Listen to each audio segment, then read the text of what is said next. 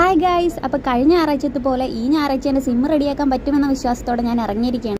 കൂടുതൽ ഞാൻ വലിച്ചു നീട്ടത്തില്ല. അങ്ങനെ ഞാൻ ജാസിൻ്റെ അടുത്തെത്തി. അപ്പോൾ അഗേട്ടൻ ക്യാമറ കാണിക്കല്ലേ എന്ന് പറയും. അഞ്ചു നിൻ്റെ യൂട്യൂബ് വരുമാനം എത്രയാണ്, അതാണ് ചോദിക്കുന്നത്. അങ്ങനെ അഗേട്ടൻ്റെ അനിയൻ ടാറ്റ പറഞ്ഞ് ഞങ്ങൾ സിം റെഡിയാക്കാൻ വേണ്ടി അങ്ങനെ മെഗാമാളിലെത്തി. മെഗാമാളിൽ കഴിഞ്ഞ വീഡിയോക്കകത്ത് ഞാൻ മെഗാമാളിൽ കുറേ കാര്യങ്ങൾ കാണിച്ചു. അത് കാരണം ഈ വീഡിയോയിൽ മെഗാമാൾ കാണിക്കണമെന്ന് ഞാൻ ഉദ്ദേശിക്കുന്നില്ല. ഇതിൻ്റെ അകത്ത് 2 സിം ഇടാൻ പറ്റുമെന്ന് പറഞ്ഞ് ജാസും അങ്ങനെ നോക്കിക്കൊണ്ടിരിക്കുക. ഇവിടെ സെൽഫായിട്ട് വേണം ID റിന്യൂവൽ ചെയ്യാൻ.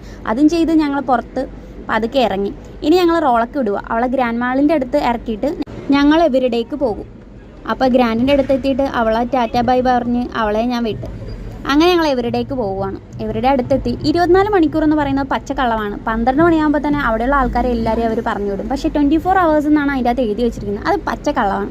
സത്യമായ കാര്യം നമ്മൾ പറയണമല്ലോ, അതുകൊണ്ട് പറഞ്ഞതാണ്. അങ്ങനെ ആ ടീഷർട്ടും എടുത്ത് ബില്ലും ചെയ്ത് അങ്ങനെ നേരെ പിന്നെയും ഞാൻ ദുബായിലോട്ട് പോവുകയാണ് ഗൈസ്. വിശന്നിട്ടാണെങ്കിൽ പണ്ടാരടങ്ങി